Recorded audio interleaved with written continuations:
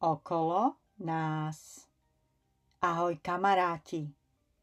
Viete, aké ročné obdobie nastupuje po zime? Správne, jar. Poďme sa pozrieť, čo sa deje na jar. Keď slniečko svojim teplom roztopilo aj posledný sneh, spod zeme vykukli prvé jarné kvietky. Viete, deti, ktoré sú to? Áno, snežienky. Výborne. Ale čo sa stalo? Okrem kvetiniek sa prebudil aj hmyz. Aha, lienka. Je náš najznámejší chrobák. Živí sa vožkami a inými škodcami v našich záhradách. Preto je veľmi užitočná. Medzi hmyz patrí aj mravec obyčajný. Stavia si mraveniska v záhradách, lesoch, na lúkach, ale aj v ľudských príbytkoch. Mravce majú kráľovnú, ktorá kladie vajíčka. O vajíčka sa starajú robotnice. Mravec je neobyčajne silný. Dokáže uniesť náklad, ktorý je 50-krát ťažší ako on. V tráve je ukrytá kobylka zelená. Živí sa hmyzom a má veľmi silné nohy. Tie jej umožňujú skákať. Vidíte tie krídielka? Kobylka vie aj lietať, ale iba na krátke vzdialenosti. Večer, ale aj cez deň, vyliezajú samčekovia na vyvýšené miesta a vyhrávajú a cvrlikajú. Započúvajte sa. Motýle patria medzi najkrajší hmyz. Vedeli ste, že z malého vajíčka sa vyliahne húsenica? Húsenice sú veľmi pažravé. Živia sa listami a sú škodlivé. Keď je húsenica veľká, zakuklí sa. Nakoniec sa z kukly vyliahne nádherný motýl. Chrobáčik, ktorý si pred sebou nosí veľké hryzadlá, sa volá roháč obyčajný. Žije v dubových lesoch a je chránený. To znamená, že sa nesmie chytať. Hryzadlá používa na boj so súperom o samičku.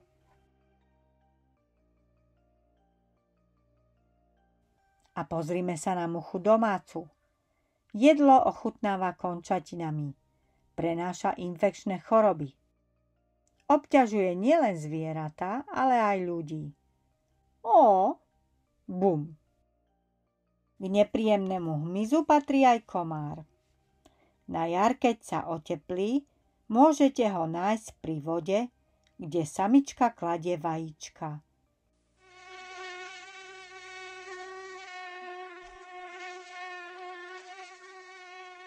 Ale aj v nepokosenej tráve a samozrejme aj pri domoch. Večer ich láka svetlo a lietajú do bytov. Ps, ujo Oliver spí, ale samička komára mu veselo cicia krv. V dome, v kútoch, s nami rád nažíva aj, hádajte čo, správne deti, pavúk. Robí si pavučiny, ktoré ľudia nemajú radi. Chytá do nich hmyz a preto je veľmi užitočný. Pavúk má 8 nôh. A predstavujem vám vášku obyčajnú. Zdržuje sa v okolí stojatých vôd. Niekedy ju môžeme vidieť aj v záhrade. Tam, kde rastú kvietky, nájdete určite včielky. Včela medonosná je veľmi užitočný a pracovitý hmyz. Produkuje sladký med a opeľuje rastliny. Žije v rodinách. Viete, že sa včely dorozumievajú tykadlami? Ak sa chcete dozvedieť viac o včele, pozrite si naše video Včela a jej kráľovstvo.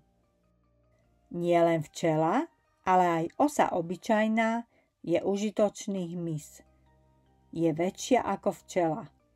Tiež opeľuje rastliny a chytá škodlivý hmyz a zeleninu zbavuje húseníc.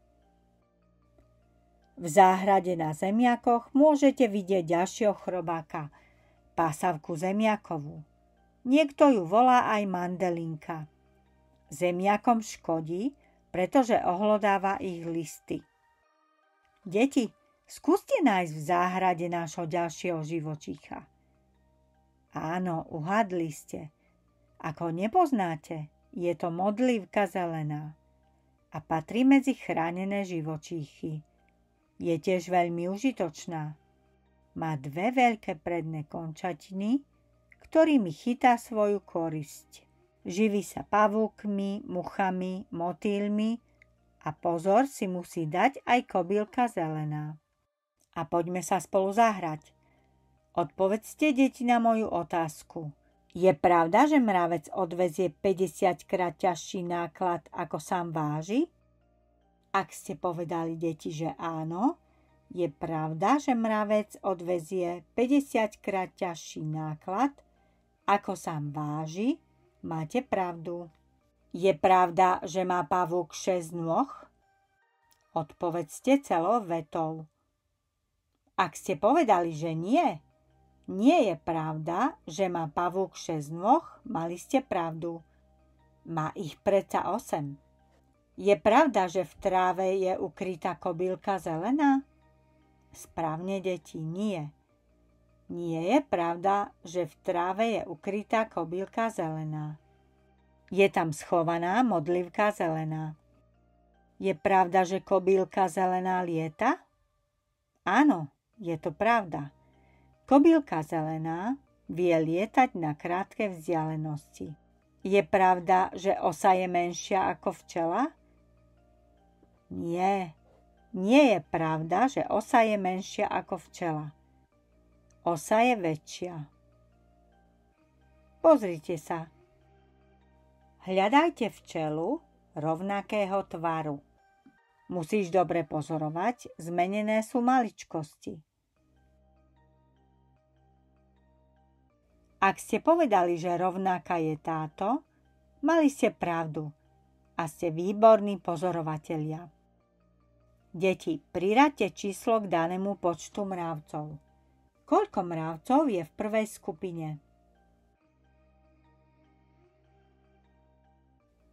Správne 6. Ide vám to, ste šikovné. A koľko mravcov je v druhej skupine?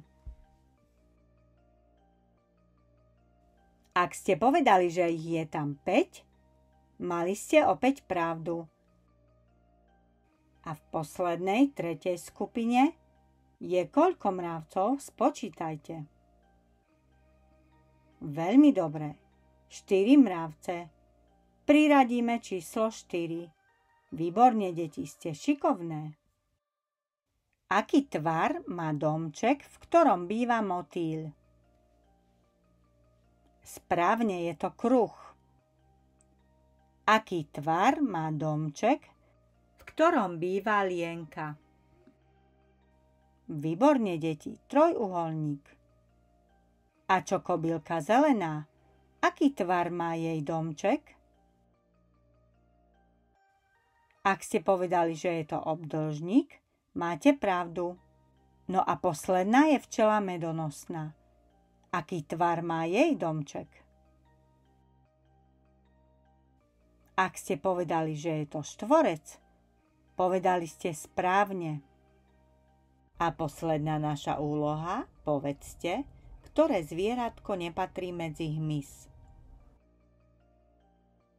Ak ste povedali, že je to síkorka, deti, máte pravdu. Síkorka patrí medzi vtáky. Na dnes je to všetko, kamaráti. Mám vás rád. Bé. Ak sa vám páčia naše videá, podporte nás lajkom a odberom. Ďakujeme. Ahoj.